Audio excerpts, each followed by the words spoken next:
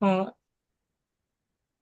I'd like to start today with an unblemished piece of good news. Are you ready? Okay, here it is.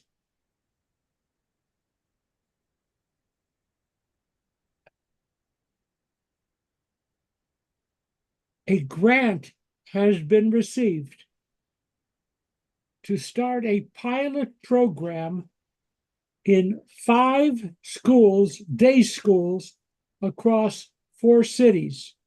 Day schools in Boca, Detroit, Boston, and 2 in DC. Okay, now why is that such a big deal? A major gift has been received, which is specifically designed to increase the amount of day school education available to Jewish kids in North America. It's a big deal. It's a very big deal. So, on that one, we can say, whoa, Mazel Tov. That's pretty good. It's a lovely gift. And, it's not the end. It's to run pilots so that they can make Jewish day schools more enticing to Jewish kids and their parents. So, Who's the grant from? I knew, and I'm sorry you asked. Uh, I think it's from the people who did the PJ books. What's the name? Yeah, they did a Risa. They're from Worcester originally. Okay. Anyhow, so they're there. And now we're going to go ahead with. Pardon? Green Spoon? I can't hear you. Is it Green Spoon? Yes, Green Spoon. Thank you. That was a good guess. Risa, I can tell that you're not seated alone. Would you please introduce the person who is sitting in my chair? Hi, I'm Alan Warshaw, friend of Rabbi Davids and his family. Alan, you're also Better than that. a preeminent leader of the Reform Zionist movement worldwide. You go to every event, you participate, you're a leader, you set the standards for others, and you just happen to be passing through today. So we welcome you. Thank you. And may your tribe increase. He works a lot with Shoshana, guys, a lot with Shoshana. Is that okay? That's okay. That's okay. Okay. And the only other good thing, Alan and I met in Artsa way back a long time ago, and he has, I don't know, a profession. He was selling Apple computers. And since I discovered that, Alan has become my best friend. So there you go. And that's really terrific. Welcome, welcome. Next, we go from the good news and the welcoming news to the reality of the world. 6 bodies were found by the IDF, and they found them. Let's make it clear. These bodies were hidden. They weren't just stored. They were behind locked doors. They were hidden. And the IDF went in, opened the doors. The 5 bodies they expected. The 6th, they had actually the person's name, and there was an expectation that he was still alive, but that didn't happen. So 6 new bodies have been found. Next, will a ceasefire agreement be signed during the Democratic National Convention? And I would like to point out, there isn't a chance in hell that there's going to be a ceasefire signed. What's going to be interesting, all week long, Biden came out and said, Hamas is backing away. That's a quote. Biden said, Hamas is backing away. For those of us who want to blame Bibi for everything, I'm with you. But in this particular case, Hamas refuses. So they're going to finish up these conversations, and the odds of there being a ceasefire again lie in the dustbin of history. Very, very, very regrettable. Very sad.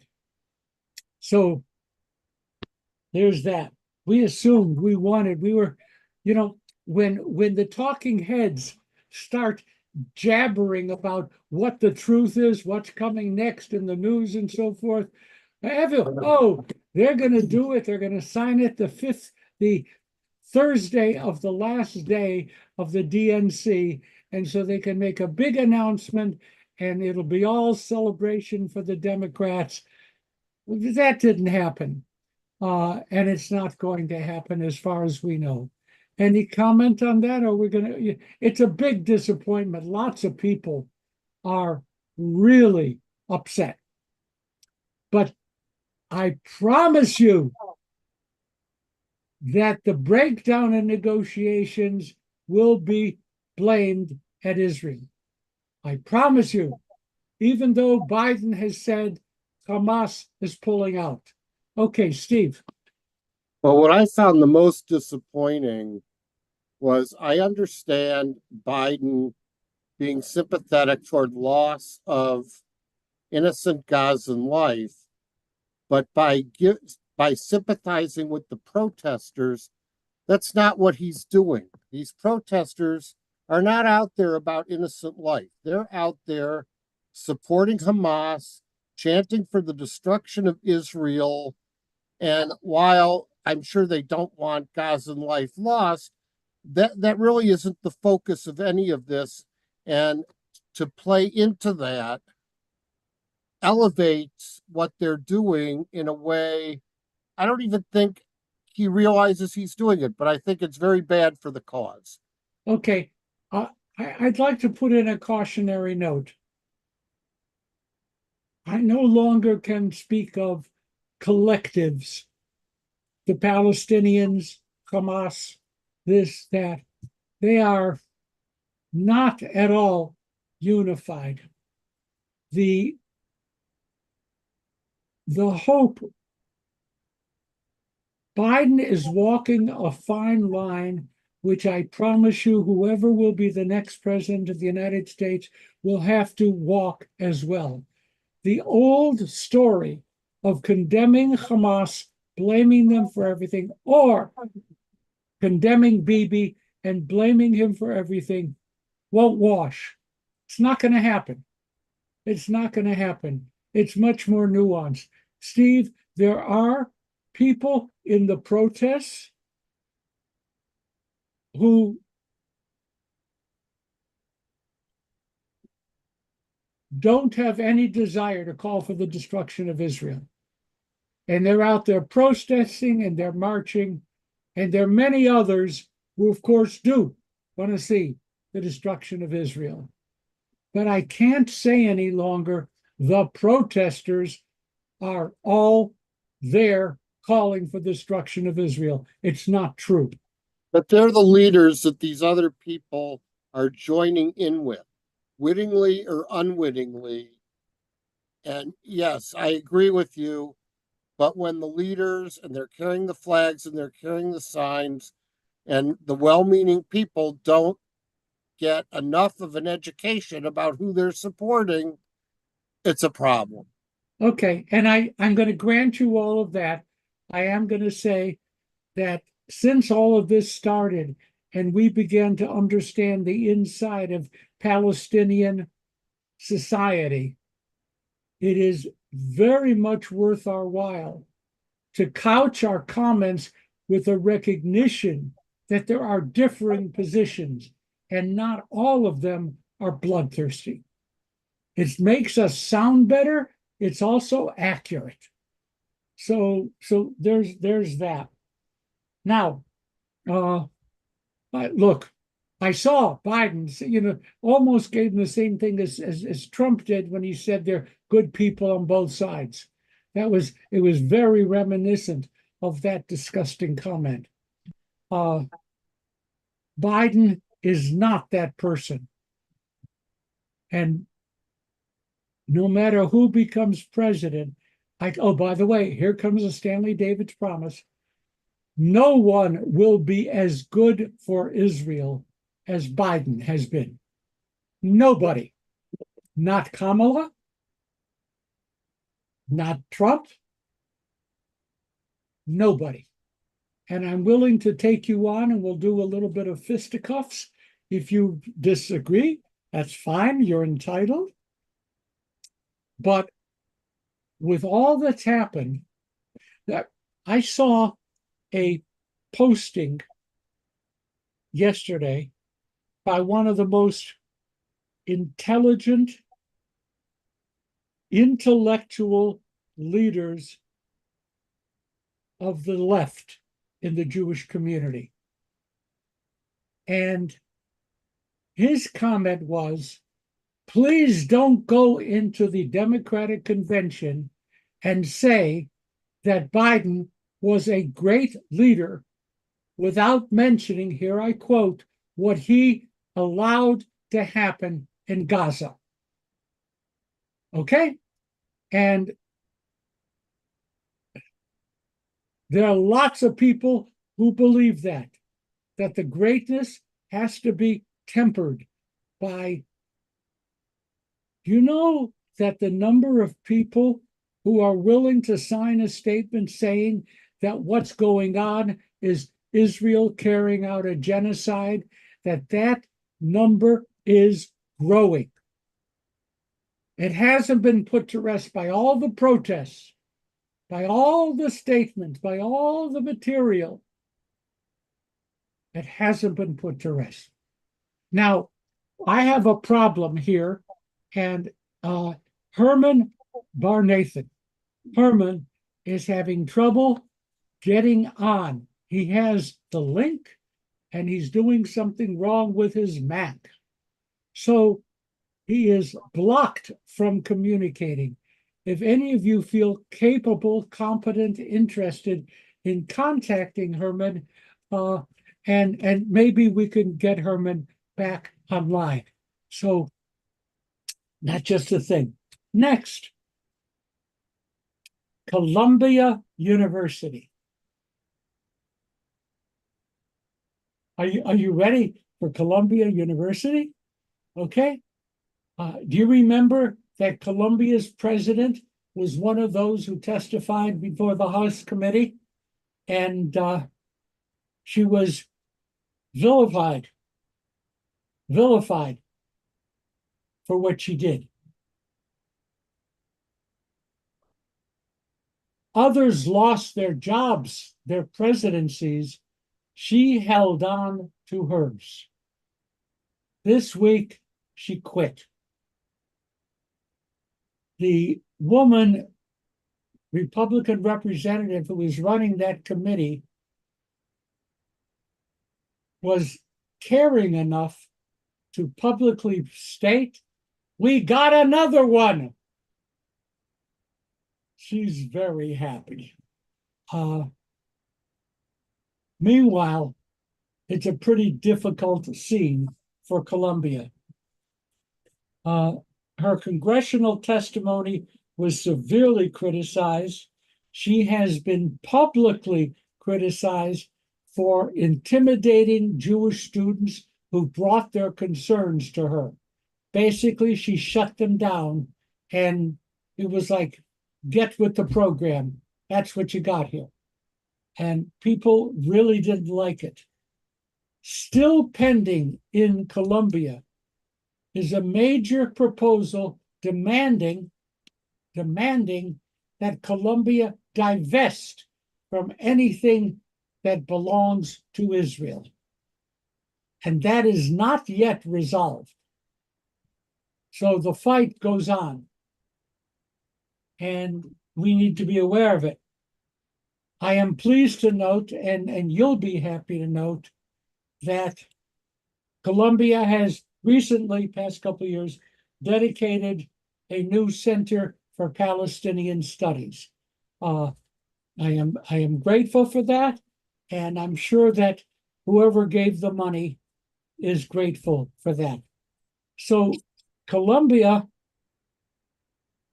lost its president, lost major donors,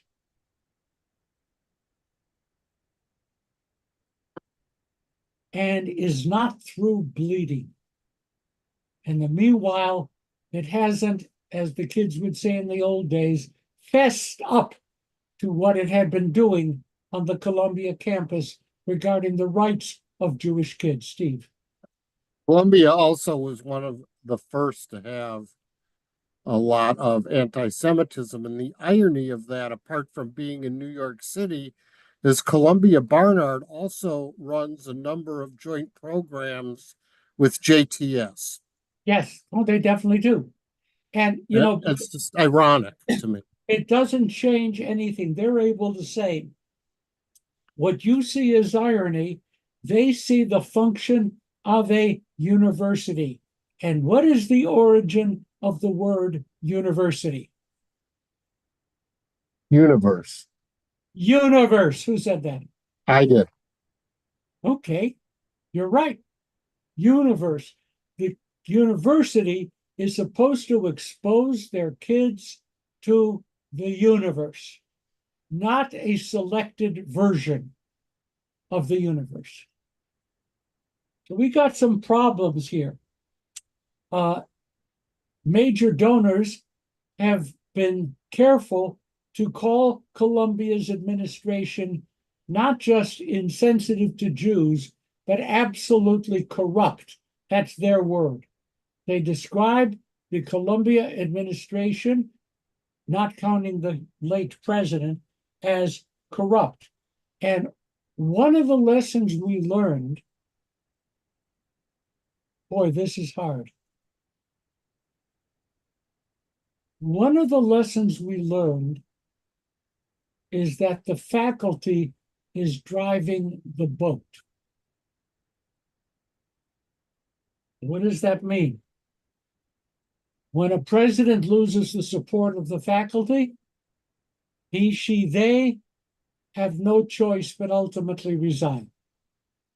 They can't survive without the support of the faculty. Why is that of particular interest to Jews, Israel supporters, whatever? Because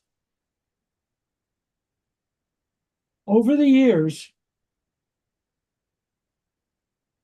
many faculties on many universities have reflected increasing growth in Palestinian professors.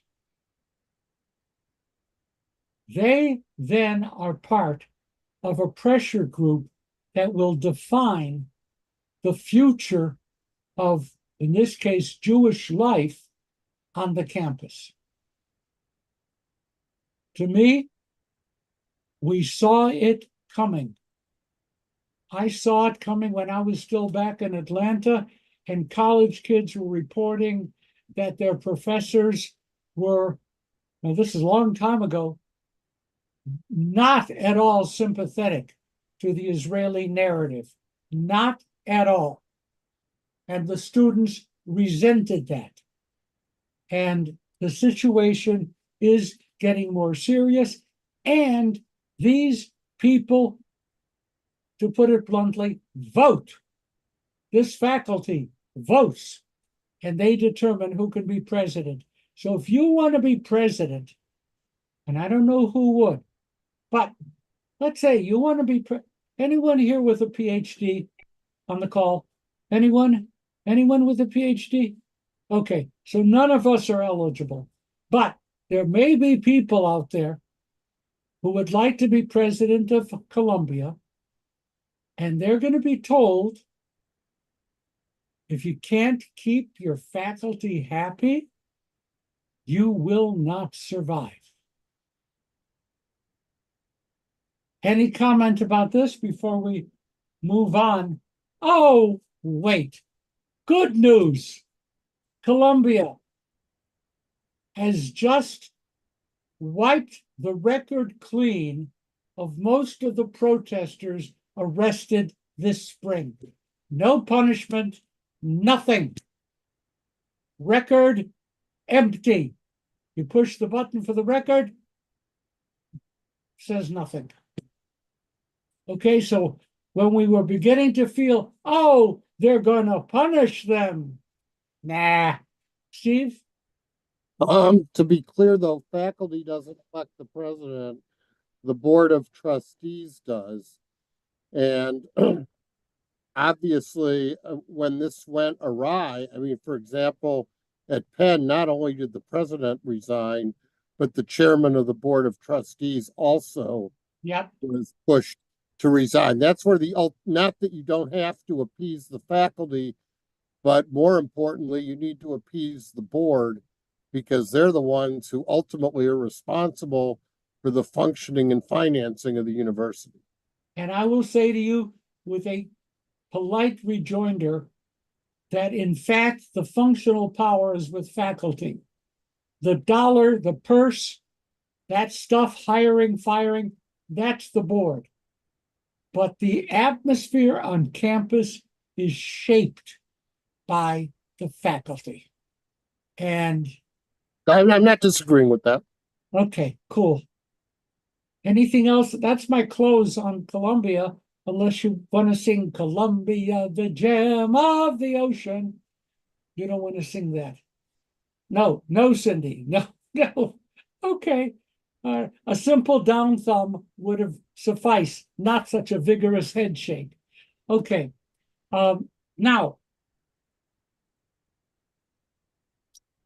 some of you may be aware that the Democratic National Convention is going on. Right?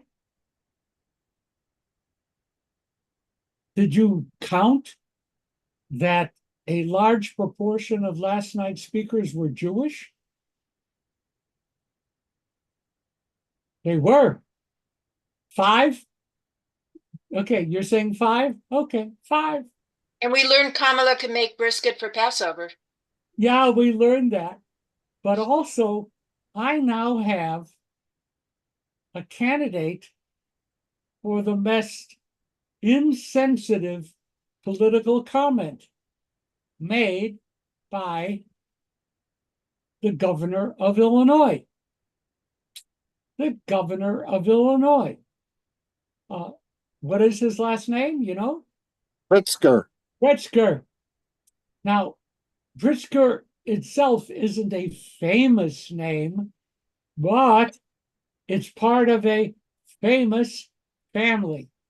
What does that family own? Real estate. All the Hyatt, I'm sorry, Harv, the Hyatt Hotel. They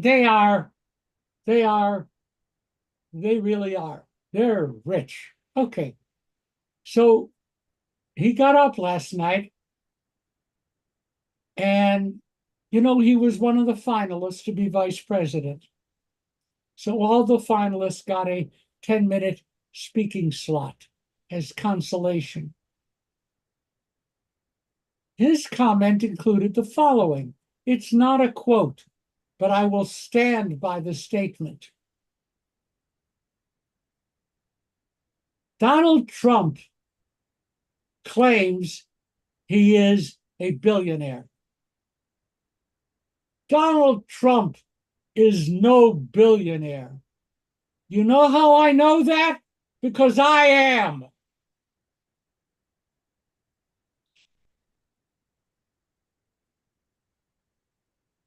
Oh my God. That's just what a Democratic convention with Bernie in the audience screaming and yelling, right? And this guy is up there saying, I'm a billionaire, and I know.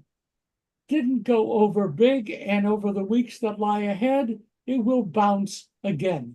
It will bounce. It I was. disagree. You disagree. Go for it, Steve. You've been wrong 3 out of 3. Go ahead. According to you, there are, you know, the Republican Trump's base may be middle class and rural, but his money comes from ultra rich people. Yes. And I think that you need to remind people that there are also Buffett and others, ultra rich people who support Democrats and more liberal and progressive policies, so that you don't need to be a Republican to have your interests looked out for. How many people here would like to comment that my nausea at Pritzker's comment? It wasn't the best way to say it, but that's a different issue. How many here would like to say, Stan, you're backing the wrong horse on this? Lisa, you put your hand down. I have something to say about Pritzkers. Be careful. Unlock it. Oh, I am. I have something to say about Pritzker. Be careful. They are congregants. The Pritzker family is part of Wilshire.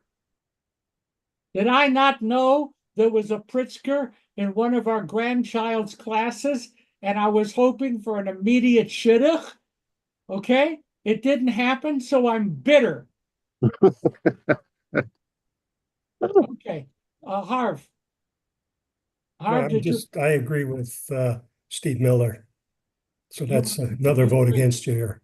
I think Pritzker was basically saying, and he didn't say it too well, but the point that I got was not all billionaires are bad. Some of them can support liberal causes. That's all he was saying.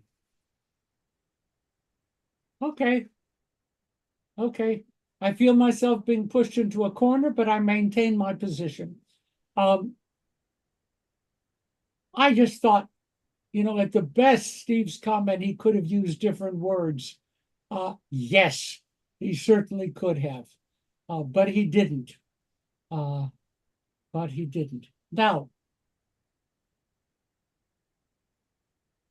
do you remember in the build-up to the convention, there was this dramatic fear that when Biden would begin speaking, Palestinian demonstrators would create a major upheaval. This was very big in the news. That is to say, again, the talking heads were saying things they didn't know, but it was very big. So that the Democratic Party actually gave to the Palestinians a formal speaking slot during the convention in an effort to tamp down the expected disruption.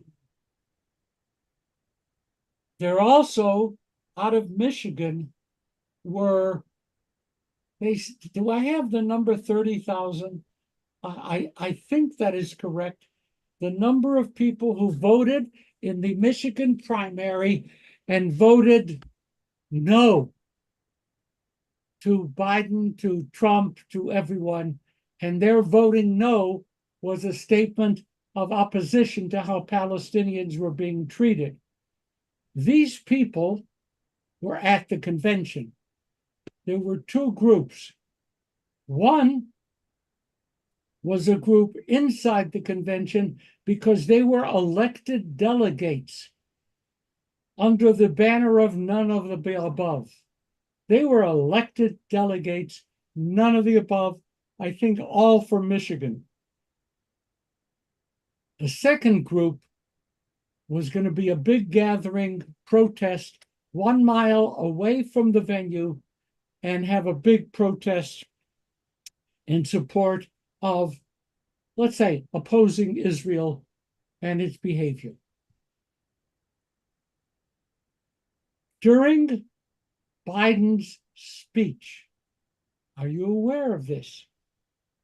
During Biden's speech, a group of protesters stood up in the balcony and started shouting and holding banners, signs, protesting on the Palestinian issue. Why am I smiling? The moment they started, two things happened. One, the house manager shut the lights off on that balcony.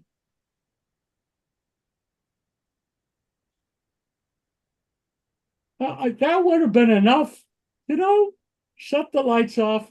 That's it. Then, they have these tall signs, vote this, Doug, this, whatever, right?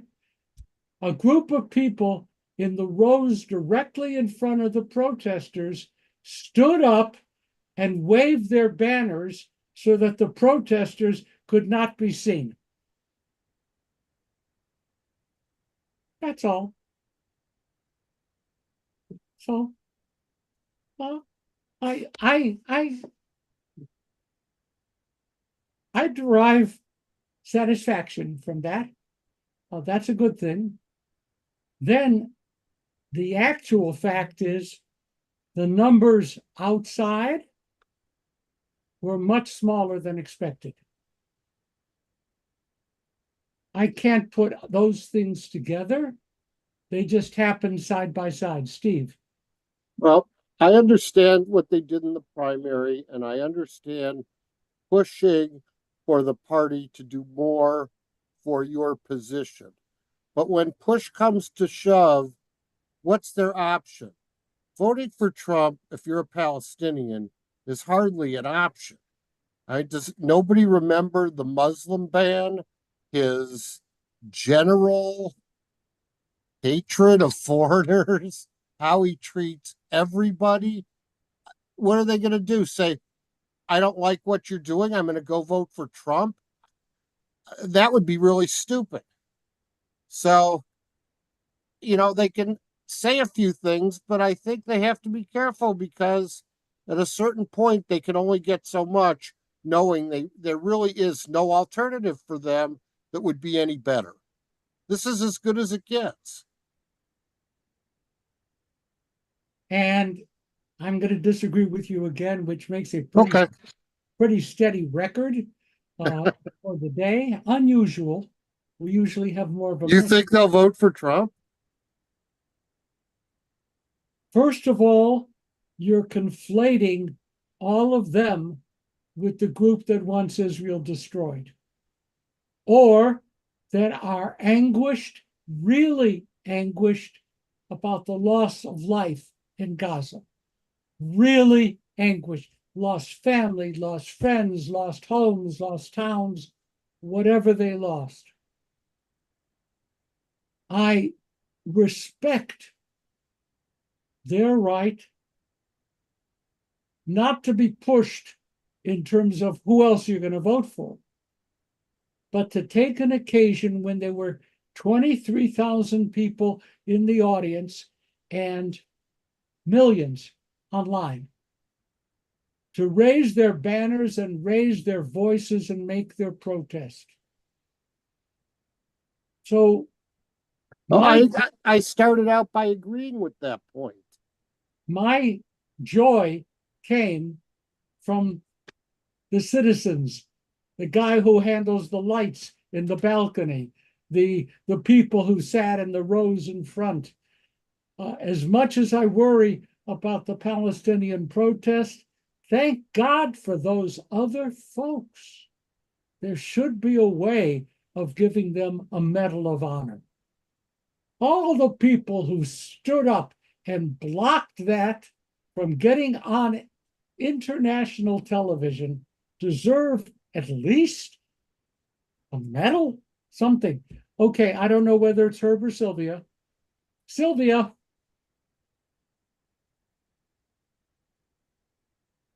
I'd like to pick apart something that Steve said about they'd be stupid to vote a certain way. Where do you get the idea that voters in general are intelligent? I don't. It just seems to me that the average voter votes for all the wrong reasons and votes for all the wrong candidates. And while I like to think that I personally and my husband are enlightened voters who study everything, my guess is that most voters are incredibly stupid because otherwise they wouldn't have elected Trump 8 years ago.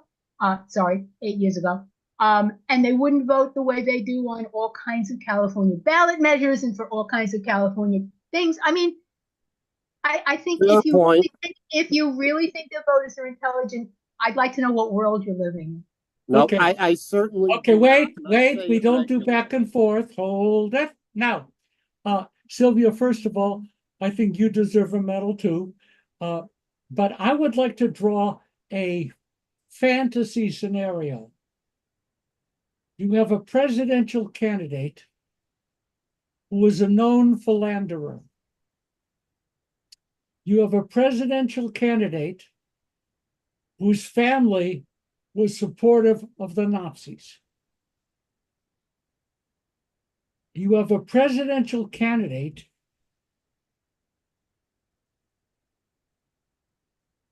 who delivered far less than he promised.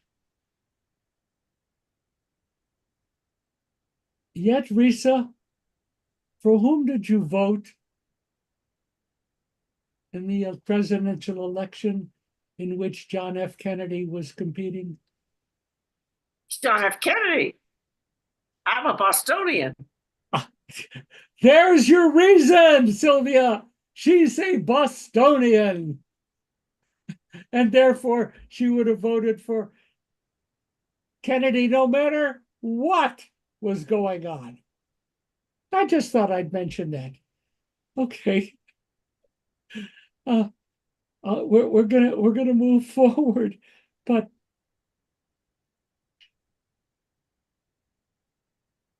people often bullet vote.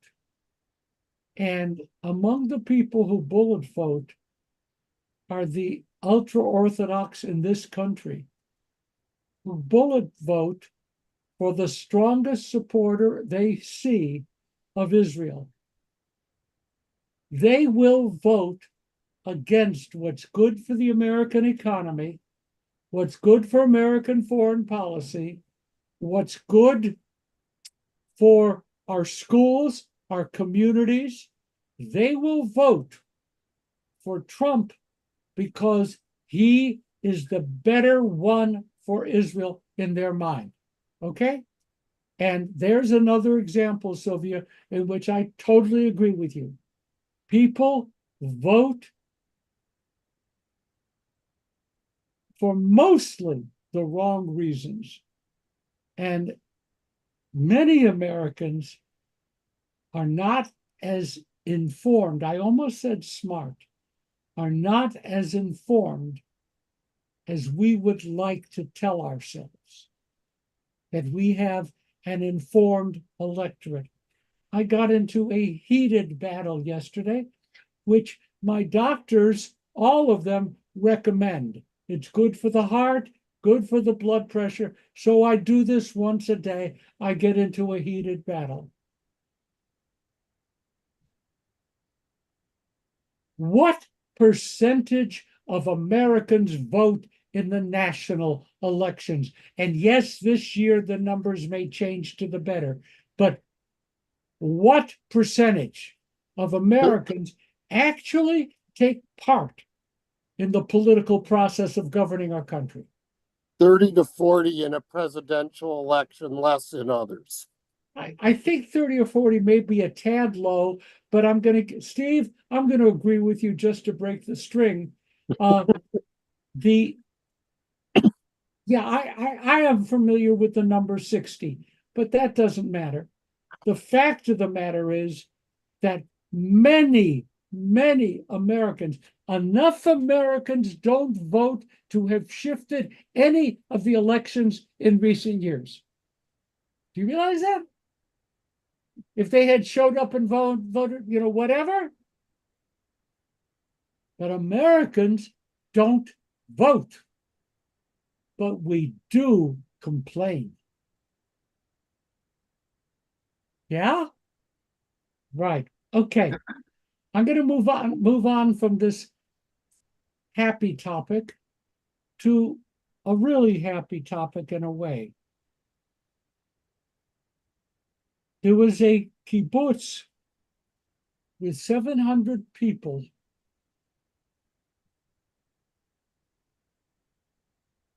in the Negev next to Gaza. This kibbutz was called Kfar Aza, A-Z-A. Many of you heard of it, Kfar Aza. Description, 700 people working side by side in houses surrounded by green lawns and flowers in bloom. 10% of the residents of Kfar Aza were either murdered or kidnapped.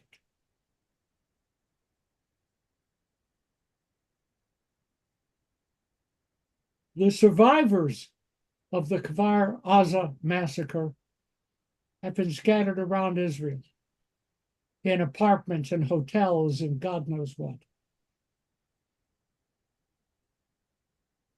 An organization with which, I do want to have our guest listen to me on this. There is an organization which we in Artsa and Artsenu support, which is as corrupt as it could be, called Keren Kayemet LiYisrael. Is there a disagreement? Okay, thank you. I'm on safe ground. This is the famous organization that owns 13% of Israel's territory, that is responsible for, I remember bringing in my dime and I bought a leaf and I got to stick it on the poster. I remember that. Then I remember the teacher who one morning, when I didn't come up with my dime, reached in my pocket and took it from me. We left that congregation the next week. But Keren Kayemet, all the trees, all the forests, so much of the infrastructure, and so much of the real estate transactions. With all of my problems with Keren Kayemet, which, by the way, in the coalition agreements of the World Zionist Congress, we have people sitting on their board. Setting that aside, they have committed themselves to building a new kibbutz on the spot, from ground up, to build a new kibbutz. And they're going to resettle the people who fled and restore over time what was destroyed. So, with all of my world famous criticism of Israeli institutions, in this narrowly defined position, the Keren Kayemet has accepted as a challenge the rebuilding of Gaza. And I think not only is that a good thing, but let me put the pitch out there. They need money. And donations to the Keren Kayemet for the kibbutz Kfar Aza rebuilding would be a worthwhile thing. I just thought I'd say that. It is a good thing. They have already started a housing project on kibbutz Rachama, which is, I don't know where it is. It's 23 kilometers east of Kfar Aza, and I don't know what a kilometer is. So, in any event, there are some good things and some good people trying to repair the damage.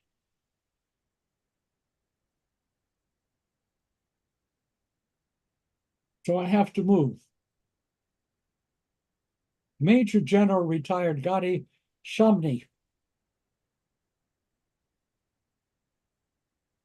is very worried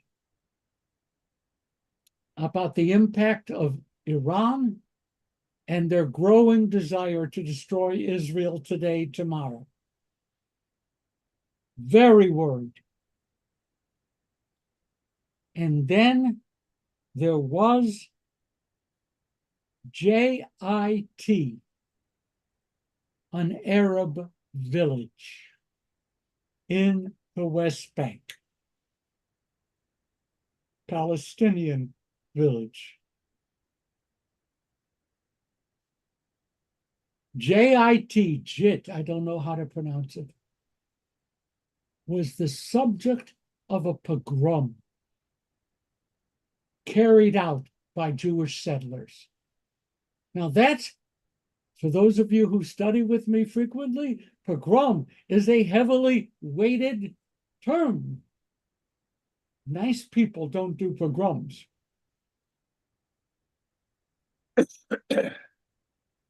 The situation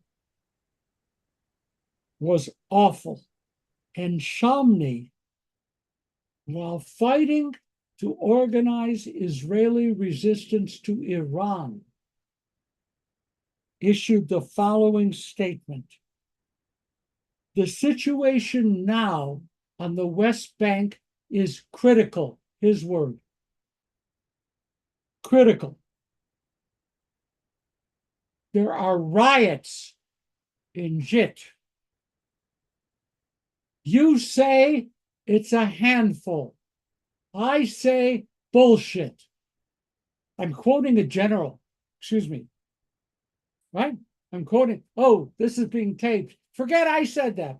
But there are large groups of these people. They have representation in the Knesset and in the government. We have to change things immediately. Stop calling them the hilltop youth. You remember that expression? The hilltop youth, right? Stop using that expression. These are armed gangs, and they're working against the interests of the state of Israel. And the Shin Bet, Israeli security agency, must deal with them on the same basis that Shin Bet deals with, here's the word, terrorists. So the Brigadier General is calling the West Bank settler rioters in JIT as no better than terrorists and deserving of being subject to severe penalties.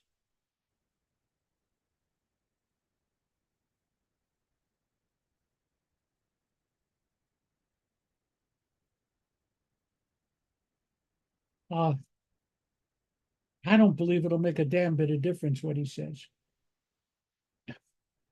I don't think that, oh, that's 2 swear words in one posting. Oops. I don't think that Israel, under the present government, can do what the Brigadier General is demanding. The Shin Bet will not be sent out to arrest all these people. It's going to be swept under the carpets again, because Bibi wants to keep his post. He needs the far right and the so-called religious settlers on the West Bank are all part of Bibi's coalition.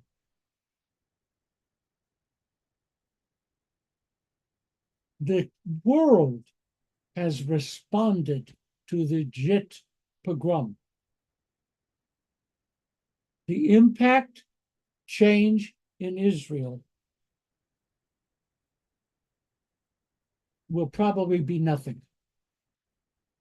I hope to be wrong, and I look forward to having you call me on this. Any questions before I jettison Chit? Anyone? Okay.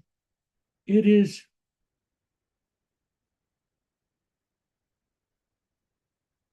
when I was a kid, I became aware of the fact that many of the gangs that started Las Vegas were Jews from Cleveland.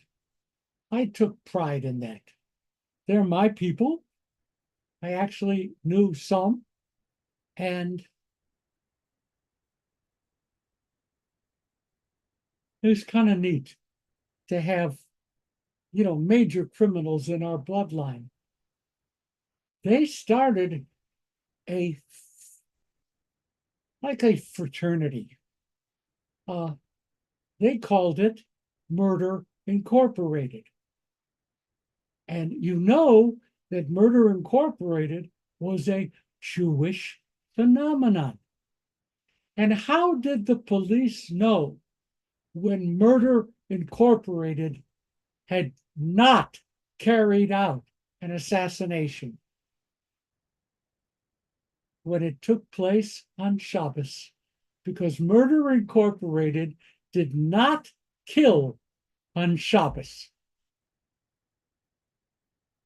How many of you feel better now? Risa, what? I want to ask you a question about another kibbutz. Is it Be'eri? Be'eri? Be'eri, yes, Be'eri. They have refused to allow the production crews to prepare for an event on October 7th, 2024 in commemoration of what happened. And they will not allow their burned out homes, etc., to be the background. I wonder how you feel about that. We haven't talked about it. No lawyer asks a question to which they do not know in advance the answer. But in this particular case, Risa, I agree with you. I think it's a mistake to question their right to shut their kibbutz off from exploitation. I think that the Be'eri people who don't want the major observance to be taking place on the ruins of their homes, who would have a right to say that but these poor people? I don't mean poor financially, just shattered people. So yes, I think they had a right to do it. Oh, I absolutely agree that they have the right to do it. The question is, where would you do such a thing as that commemoration? I wouldn't. Are we alone? Yeah, we're alone. Hannah, Hannah Gold, are you still here? Maybe Hannah's- not. Huh? Are you here? No. Okay. Do you know where that commemoration should take place? Wilshire Boulevard Temple. That's my answer.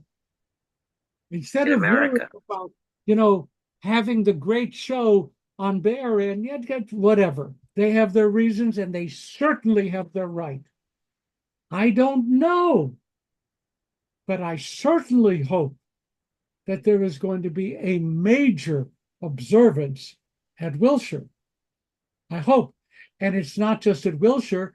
Let's talk about a famous San Francisco congregation. Betham, will they be doing it? And I don't mean to put you on the spot, but you're responsible. Right. Is this unmuted? I would also add the big American one that I'm aware of is the UJA, the New York City of New York Federation, in conjunction with the Jewish community overall in New York City, is going to have a prominent thing. And they have the following dilemma, if I can ask, which is whether to celebrate it on the calendar October 7th or on Simchas Torah. Yeah, and there's a legitimate halachic debate about that. And so we can leave it. It's a legitimate debate because it was on Simchat Torah that the October 7th occurred. Now, it's not just the major congregations in San Francisco and in Los Angeles. It should, what the hell, folks, take place in every major congregation and many minor congregations across this country. What were we crying about if we don't care? Now that New York is having the big one, hey, I'm not jealous. I'm not. New York's Jewish population, big surprise, is larger than Los Angeles's. Okay? So if they want to have the big show, fine, good for me.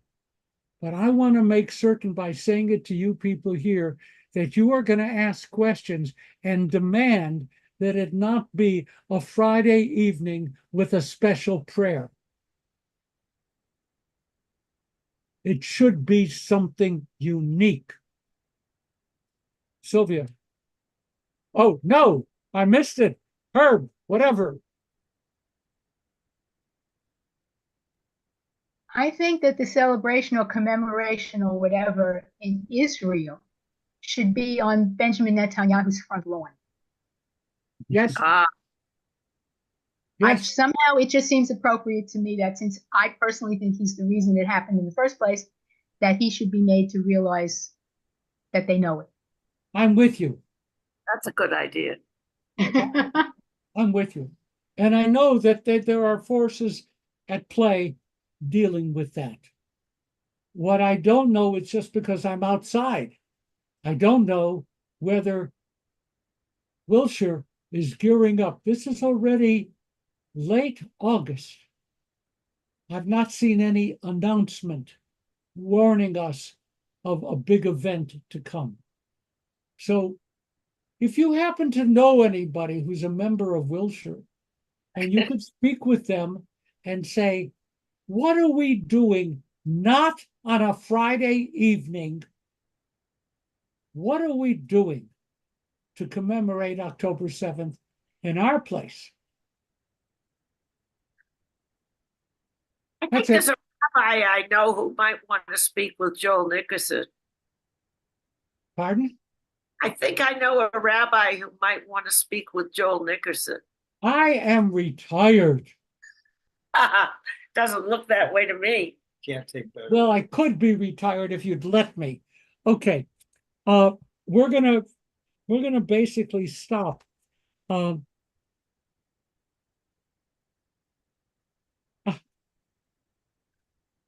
There's this wonderful word in Hebrew, hashlachot. Hashlachot are the consequences. It's a good word.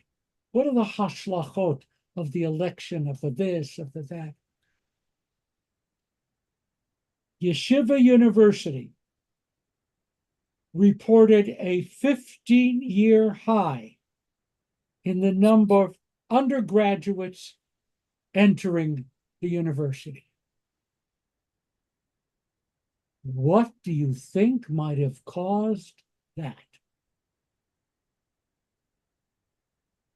Attributed to the rise of anti-Semitism on college campuses across America, Brandeis is running a program. You want your children to thrive? Here we are. Yeshiva University, similar.